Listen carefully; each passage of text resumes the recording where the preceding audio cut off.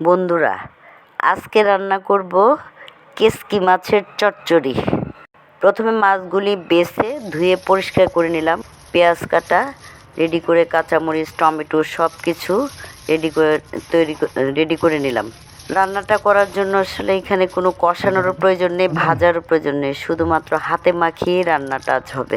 মাছগুলি দিয়ে ওখানে পেঁয়াজ, কাঁচামরিচ, টমেটো, সরিষার তেল, লবণ, মশলা, হলুদ গুঁড়ো, হলুদ, মরিচ, ধনিয়া, জিরে গুঁড়ো দিয়ে মেখে নিলাম। সরিষার তেল এবং হাতে মাখানো কেসকি চচ্চড়ি মেখে সামান্য পানি দিয়ে চুলার আঁচটুকু একটু কমিয়ে 10 মিনিটের জন্য রেখে দিই। 10 মিনিট পরে ঘুরে এসে দেখি আমার কেসকি মাছ রান্না শেষ হয়ে আসছে। ঢাকনাটি তুলতেই সুন্দর একটি ফ্লেভার পেলাম, খেতেও ভালো লাগবে।